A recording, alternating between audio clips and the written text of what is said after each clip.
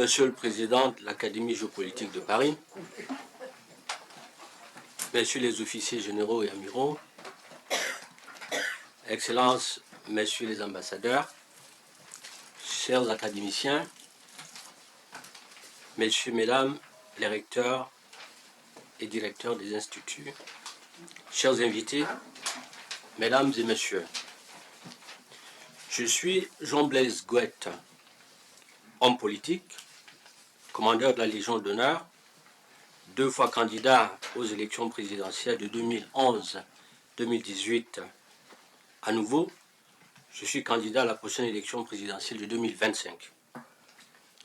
Avec forte conviction cette fois d'être élu le prochain président de la République du Cameroun. Mesdames et messieurs, avant de rentrer dans le vif du sujet qui nous réunit ici ce jour, permettez-moi d'exprimer ma profonde gratitude au président de l'Académie géopolitique de Paris,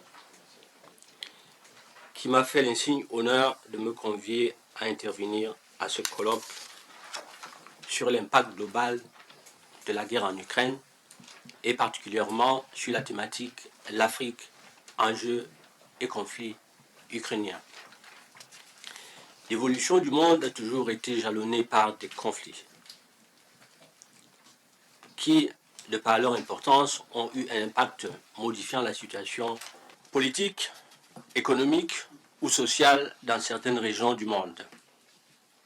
Le conflit ukrainien, bien que mettant aux prises 2 nations européennes, crée des secousses aux 4 coins du monde et l'Afrique est durement affectée. En effet, à peine remise du choc lié au Covid-19, l'Afrique expérimente un choc nouveau mondial et les voyants sont loin d'être au vert et sont même plutôt rouge vif. Dans un contexte international marqué par des incertitudes et des changements imprévisibles, la grande dépendance de l'Afrique aux importations dans pratiquement tous les domaines traduit ses défaillances structurelles ainsi que sa vulnérabilité, tant elle peut être de manière très drastique fragilisée par des conjonctures internationales. Bien qu'éloigné géographiquement du conflit russo-ukrainien, le continent africain paye un lourd tribut qui se caractérise sur le plan économique par une hausse des prix des denrées alimentaires, du carburant, une inflation galopante, l'insécurité alimentaire, un surendettement des États. Sur le plan politique, le conflit en Ukraine a également des implications non négligeables puisqu'on observe des divergences d'opinion tant sur la condamnation de l'invasion russe que sur les sanctions adéquates à appliquer. L'événement, loin d'être anecdotique, témoigne d'une influence russe grandissante sur le continent africain. Dans ce conflit, au moins 22 pays africains n'ont pas exprimé leur opinion du vote lors de l'Assemblée générale de l'ONU, visant à condamner l'invasion russe en Ukraine. 16 pays du continent se sont abstenus. Les autres étaient absents. Le conflit en Ukraine est révélateur des divisions du continent. Selon Michel Galli, politologue spécialiste de l'Afrique de l'Ouest, interrogé par TV5 Monde, le vote révèle un malaise et la division d'une Afrique qui ne sait pas s'il est préférable de suivre les pays de référence ou prudemment s'abstenir tant qu'on n'a pas encore le dernier mot du conflit. Un problème direct posé aux Africains par la guerre en Ukraine a été le rapatriement de leurs ressortissants vivant en Ukraine, principalement des étudiants. Après les premiers bombardements, de nombreux d'entre eux sont restés bloqués en Ukraine sans l'aide de leur pays.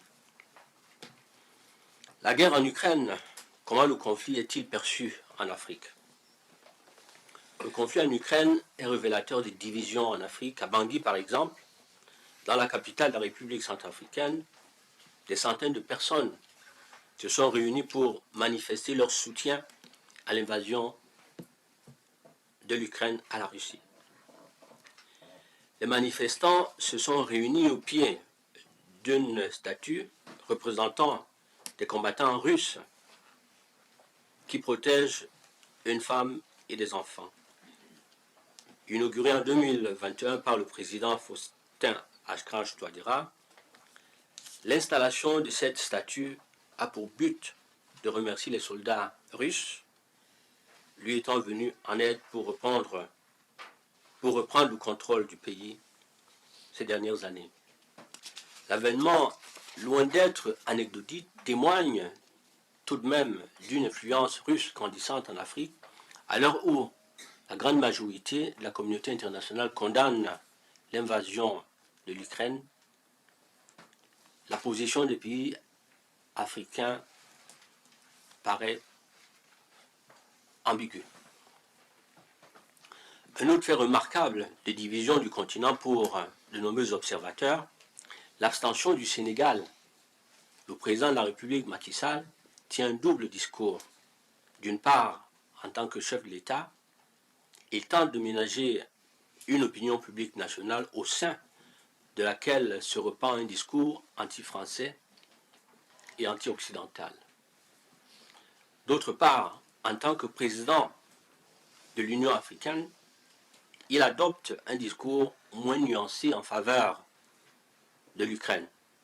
Dans un communiqué de presse, l'Union africaine appelle d'ailleurs au respect impératif de la souveraineté nationale de l'Ukraine.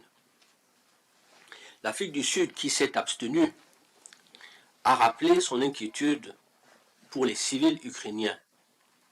Selon les Sud-Africains, la résolution ne crée pas d'environnement favorable aux négociations et ne permet pas de rapprochement entre l'Ukraine et la Russie.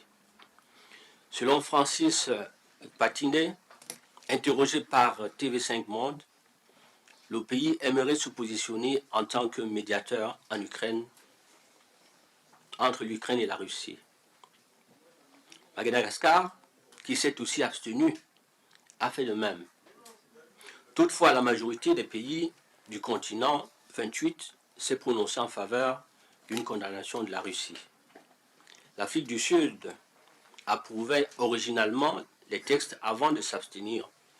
Au Maroc, l'une des raisons évoquées pour expliquer l'abstention du vote de la résolution est l'abstention répétée des Russes concernant les résolutions sur le Sahara occidental au Conseil de sécurité de l'ONU. Le ministre des Affaires étrangères marocain précise aussi dans un communiqué que le pays reste fidèle au principe de la neutralité positive. Conflit en Ukraine, une chance peut-être pour l'Afrique de réduire la dépendance et de s'imposer sur la scène internationale. Au-delà de toutes les difficultés que traversent les pays africains, le conflit russo-ukrainien peut également être aperçu comme l'occasion pour l'Afrique de se renouveler, tant politiquement qu'économiquement et socialement.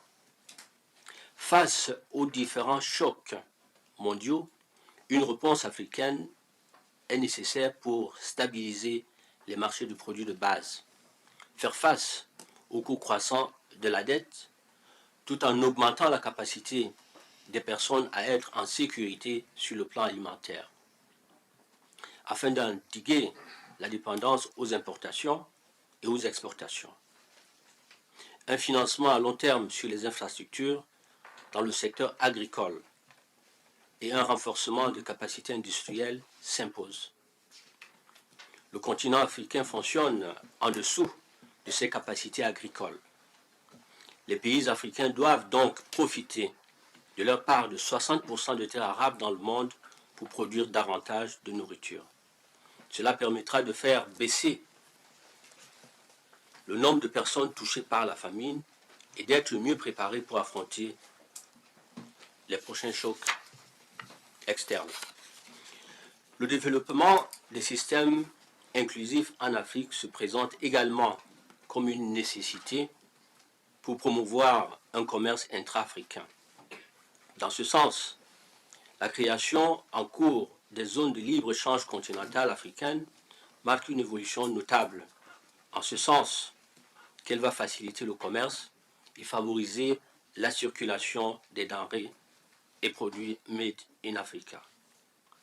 Une véritable complémentarité pourra alors s'installer afin de permettre aux zones en excédent alimentaire de desservir celles qui présentent un déficit. Des investissements pour sortir les micro-projets des petites et moyennes entreprises dans le secteur de la pêche, de l'environnement et du tourisme seront également d'un grand apport. Les changements climatiques devront en plus être observés attentivement puisque selon les Nations Unies, 38 millions de personnes supplémentaires sont menacées par la famine et la pauvreté en Afrique à cause des changements climatiques. Le conflit en Ukraine doit également être l'occasion pour les pays africains d'affirmer leur autonomie politique en assumant leurs différentes positions loin de l'alignement systématique derrière les prises de position occidentales. Le conflit en Ukraine met en exergue de nombreux enjeux pour les pays africains durement touchés sur le plan économique compte tenu de leur indépendance aux importations et aux exportations, de la faiblesse de production agricole et des infrastructures industrielles. Ils peuvent néanmoins profiter de cette crise pour donner un nouveau souffle à leur modèle économique, développer des systèmes commerciaux inclusifs et se démarquer politiquement en prenant des positions singulières et totalement assumer leur sur la scène politique internationale. Pour sortir, le conflit en Ukraine bouleverse l'ordre du monde, impacte directement l'Afrique avec des conséquences directes à court et moyen terme sur son économie, sa politique, son peuple. C'est peut-être une occasion pour l'Afrique de prendre son envol. Je vous remercie.